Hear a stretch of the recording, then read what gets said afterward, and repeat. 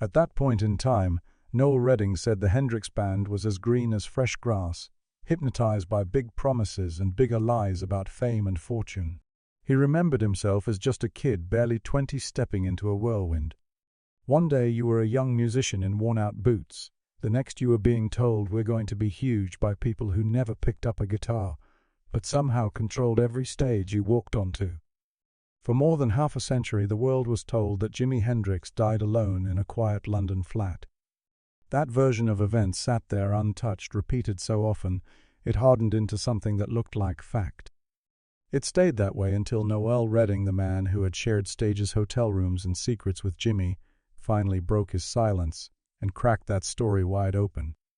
What he was said to have revealed didn't just shake fans. It rattled anyone who thought they already knew how legends die. Noel insisted that Jimi didn't simply drift away in his sleep. He claimed Jimi was silenced. According to Noel, a powerful figure had slowly wrapped its hands around Jimi's life, tightening its grip on his money, his travel, and even his personal safety. It was said that this control never looked violent from the outside, only organized and efficient. And on the night of September 17, the 1970, Jimi supposedly told Noel something that would follow him like a ghost for the rest of his life. "If anything happens to me tonight, it won't be an accident." Noel carried that sentence through the years like a curse he couldn't put down. Before he died in 2003, he reportedly decided he couldn't keep it buried any longer. He began naming names, hinting at motives, and laying out a missing timeline he believed had been ignored from the very beginning. But most people looked away. The fragments he left behind were darker than anything in the official record. Every tragedy begins somewhere with a detail so small it barely seems important until time passes, and that tiny crack is the only place the truth can still be seen. According to long-circulating rumors in rock circles, that moment came at exactly 11:18 p.m. on September 17, the 1970, when Noel's phone rang in a quiet London flat. The sound of that bell, people said, sliced through the stillness like a warning. Whatever peace Noel had that night ended the second he picked up. Later Noel would say it never sounded like a normal call. It sounded like an alarm. Jimi's voice, usually easy and warm, carried a tremor strong enough to push Noel up out of his chair before he even knew why. According to those Noel confided in, Jimi didn't bother with hello, didn't waste a second on small talk. He spoke fast, nearly out of breath, like a man trying to outrun something he couldn't see. "Noel," he supposedly whispered, "they're closing in. I'm not staying here tonight." Those 7 words refused to fade.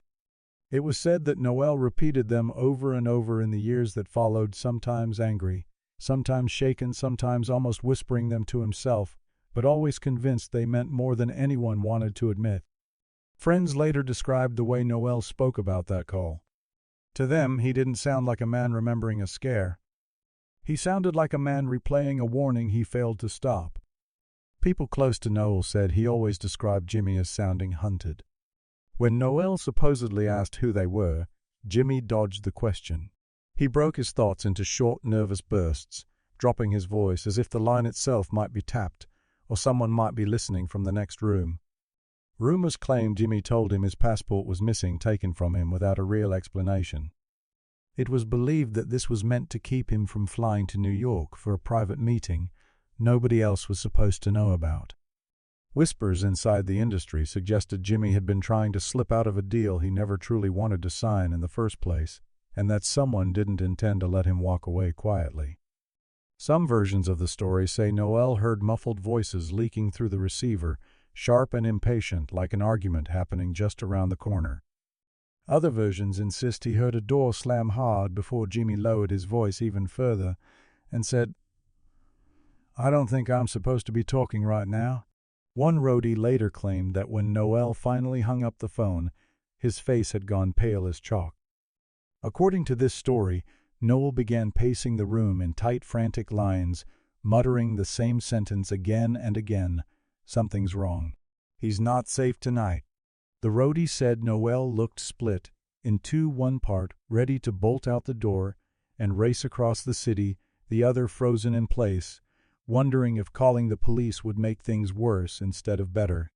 In the end, fear pinned him to the ground. He did nothing, and that inaction, it was said, haunted him for the rest of his life. At nearly the same time, another thread of rumor began to unspool. This one came from a young woman staying 2 floors above Jimi at the Samarkand Hotel. Years later, she claimed that around 11:45 p.m., she heard an argument bleeding through the walls. One of the voices, she believed, was Jimi's, calm at first, then sharper, then breaking under pressure. The other belonged, in her account, to an older man in his 50s, someone whose voice felt out of place in that hallway, like he had stepped in from another world entirely.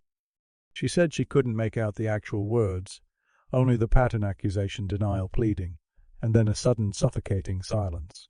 She described it as standing just outside a storm, close enough to feel the air change, but too far to see what was happening inside. According to the stories that followed, the older man was never identified. His name, if it existed on paper at all, never appeared in any hotel record. But the memory of that argument, real or imagined, stayed with her long after the rain stopped and the night moved on without a sound. According to the stories that spread later, the older man in that argument was never officially identified. His name, if it was ever written down, never appeared in any hotel log. Staff reportedly said no one fitting his description had checked in that night. And yet, multiple witnesses swore they had seen a man just like him earlier that afternoon, wearing a dark coat, standing close to Jimi's door, not moving, not speaking, just watching the hallway, like he was waiting for something or someone to happen. Back on Noel's end of the phone line, the tension only climbed. The rumors say Jimi finally said something that made Noel's stomach twist. "They want me to sign something." He supposedly confessed something wrong, something I didn't agree to. Noel was believed to have begged him to get out of the hotel immediately, to grab a cab, to walk, to just leave and find somewhere safe. Jimi reportedly agreed at first, but then Noel heard him pause. The silence on the other side of the line felt heavier than words. Noel could hear the shift in Jimi's breathing, slow at first, then thick with fear. Then came the sentence Noel would never forget: "I don't think they'll let me go." Some versions of the story say Jimi's voice cracked on the word "let," like he understood he'd already gone too far. Others insist he sounded resigned, like a man who had already seen the end of the road and knew it was closer than anyone else realized. The call ended without a goodbye, without even the clean click of the receiver. It was just gone. One second Jimi was there, the next he wasn't. Noel later told people he kept staring at the phone long after the line went dead, as if it might ring again and reverse what he'd just heard. He described feeling a weight in the room, a pressure that had nothing to do with substances or bad decisions. Years later, he reportedly told a journalist that Jimi hadn't been running from himself that night. He was running from people. Another rumor surfaced from a London taxi driver who claimed he saw Jimi standing on the steps outside the Samarkand in the early hours. The driver remembered Jimi glancing over his shoulder again and again, lighting a cigarette with hands that wouldn't stop shaking. He said Jimi dropped his lighter twice before finally getting the flame. He looked scared, the driver allegedly told friends. Not out of control, just scared. By around 12:30 a.m., the mood around Jimi seemed to shift again. A neighbor later claimed she noticed a tall shadow passing across his window, slow, deliberate, almost like someone was pacing inside. She said she heard a dull thud, then nothing. For years she convinced herself it must have been furniture or someone stumbling, the kind of late-night noise you learn to ignore in an old building. But once the rumors began to stack up, that small sound stopped feeling harmless. When people began stitching all of these fragments together, a darker picture took shape: pressure building, in private, fear spreading beneath the surface, a man who no longer felt safe where he was supposed to be resting. A story began to form, one that suggested Jimi was not alone in those final hours, no matter what the official reports later claimed. By the time the world woke up to the news that Jimi Hendrix was gone, friends said Noel didn't react with shock the way everyone else did. He reacted like someone who had heard the ending before the final chapter was written. According to those close to him, his face didn't show disbelief. It showed recognition.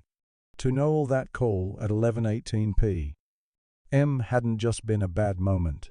It had felt like a goodbye he refused to accept until it was too late. Rumor circles often say that every mystery has a single stretch of time where everything falls apart, a window where the official story and the whispered version pull as far apart as they ever will. For Jimi Hendrix, those same rumors point to the 90 minutes between just after 2 a.m. and nearly 3:30 a.m. on September 18, 1970. Official reports claim Jimi spent those hours alone in the flat. Noel Redding always insisted that version never made sense. Too many sounds, too many sightings, too many details that refused to sit neatly on a typed page. According to neighbors who spoke years later, the first strange moment came at around 2:05 a.m. A black van reportedly rolled slowly into Lansdowne Crescent, its engine barely audible. One woman said she was awake by chance, leaning toward her open window for fresh air, when she noticed the vehicle parked under a street lamp. What caught her attention wasn't the color or the make. It was the license plate. There wasn't one, just an empty frame flashing back the streetlight like a blank eye. Two men were said to have stepped out, tall and rigid, both wearing dark coats despite the mild weather. They didn't talk, didn't look around, didn't hesitate. Witnesses claimed they walked straight into the building, as if they already knew the layout, as if they'd been there before. The official report made no mention of any van at all. But in the underground stories, the detail never went away. And what people say happened next was even more unsettling. Between roughly 2:14 and 2:40 a.m., 3 different residents reportedly described hearing disturbing noises. Heavy footsteps pounded down the hallway, crossing and recrossing like someone pacing hard. Furniture seemed to drag across the floor, the sound of wood scraping against wood. At least 2 loud thuds were said to have shaken thin walls and rattled old fixtures. A young couple across the courtyard later said they heard a man's voice, strained and muffled, pleading, "Stop. Please just stop." They argued quietly about whether to call for help, or to knock on someone's door, or to mind their own business, the way most people do in a city where trouble is never far away. In the end, they did nothing. No one stepped in. No one interfered. According to Noel's later retellings, that was the part that haunted him most once he learned about it. He believed those sounds were not random. They weren't just another late-night argument. In what he called the real timeline, they were part of something deliberate, a sequence the world was never supposed to piece together. Rumor says Noel once told a journalist that if Jimi was struggling with anything during those minutes, it wasn't sleep. It was survival. Witnesses also recalled that once the noise stopped, the building fell into a kind of silence that didn't feel natural. This quiet reportedly started a little after 2:40 a.m. and stretched for nearly 40 minutes. No footsteps, no voices, not even the usual creaks and pipes that make old buildings feel alive in the dark. Residents later described it as a suffocating stillness, the kind that feels imposed rather than accidental.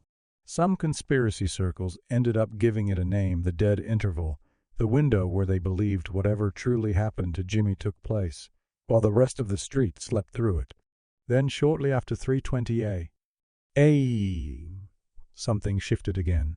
No one who later spoke about it could say exactly what changed, only that the atmosphere felt different. By 3:35 a.m., the same neighbor who had spotted the van earlier claimed she heard a soft engine turn over. When she pulled her curtain aside, she said she saw that same black van ease away from the curb. It moved slowly, carefully, like whoever was driving it was trying to avoid every bump in the road. 2 silhouettes sat inside, their faces turned forward, their heads never moving toward the windows. They didn't seem to speak, didn't react to anything outside. Once again, no official report ever mentioned it. According to those who told the story, the van slipped into the early London fog and never appeared on that street again. In Noel's version of events, he always circled back to those 90 minutes. He reportedly believed that was when Jimi truly died, not at the time stamped in the official paperwork. According to rumors, Noel became convinced that everything between 2:05 and 3:35 a.m. had been scrubbed, rearranged, and rewritten to sell a simpler story to the public. The timeline, he said, felt polished, almost too convenient for a man whose life had rarely been quiet or simple. In the underground Hendrix lore that grew around his words, those details formed a pattern people found hard to ignore. A van with no plates at 2:05, pleas for help between 2:14 and 2:40. An unnatural silence wrapping the building until after 3:20, and a quiet departure at 3:35 that never made it onto any official record. Whether those details were accurate memories or just the shape grief took over time, they refused to fade. They continued to feed the belief that the final chapter of Jimi Hendrix's life wasn't about chaos or random tragedy. It was, some people claimed, a story edited in the dark and presented to the world as a neat ending. People like to believe that legends fall because of chaos, excess, or their own private demons. It's an easier story to live with. But according to the rumors that followed Noel into his later years, what sealed Jimi's fate wasn't substances or recklessness, or one bad night spiraling out of control. It was business, cold, calculated business. If the second chapter of this story is those 90 minutes when everything went silent, then the third is about the pressure Noel believed pushed Jimi straight toward that silence. As the story is often told, everything shifted in early September 1970, when Jimi finally made a decision he'd been dodging for months. He was going to break with his manager. Noel reportedly told friends this wasn't just speculation or backstage gossip. Jimi spoke plainly about it. During a quiet moment backstage on September 14, surrounded by cigarette smoke and the low hum of amplifiers, Jimi supposedly lowered his voice and said, "I won't be controlled anymore. I'm leaving him." Noel later said he had never seen Jimi look so certain and so drained at the same time, tired of being pulled like a puppet through contracts he didn't fully understand. According to rumors, the motive wasn't about hurt feelings. It was about money. Whispers in the industry claimed Jimi had discovered a massive hole in his earnings, somewhere around $2.1 million in unpaid royalties, a figure that would amount to many millions today. People who repeated the story said Jimi paced the room while he vented to Noel, saying he felt betrayed, manipulated, and squeezed by a system he no longer trusted. He wanted out. And this time he wasn't planning to keep quiet. Noel later called that moment the fatal decision. He said you could almost feel the air shift when Jimi said those words, like the temperature in the room dropped a few degrees. It was as if the choice itself carried consequences neither of them could fully see yet. 2 days later, on September 16, the rumors claimed Jimi had a confrontation that shattered whatever calm he had left.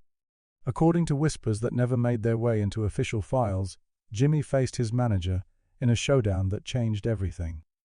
No formal witness ever stepped forward. No signed statement. No report. But one studio engineer later swore he overheard fragments of the encounter through a hallway door. He described voices raised and cut short, long stretches of heavy silence, and then a single sentence delivered so cold it made the air feel thinner. "If you walk away from me, you won't walk anywhere." The engineer said the whole building seemed to lock up when that line was spoken. It wasn't shouted. It wasn't wild or uncontrolled. It came out calm, like a warning dressed up as a promise. He later admitted he thought about pulling Jimi aside afterward, telling him to stay away from certain people to watch his back. But he never got that chance. The moment passed, and with it, any chance to change what followed. Official histories never mention this meeting at all. There is no paperwork, no notes, nothing that admits it ever happened. But the story kept resurfacing in the shadows, among old road crew fellow musicians and industry veterans who had seen enough to recognize a threat when they heard one. It became part of the underground mythology surrounding Jimi's final days, the kind of detail you only hear in low conversations, never on a record label press release. In this version of events, the issue wasn't just that Jimi wanted out of a contract. It was that he was trying to step away from a man with influence, connections, and far too much to lose. According to Noel, this was when the gears started turning.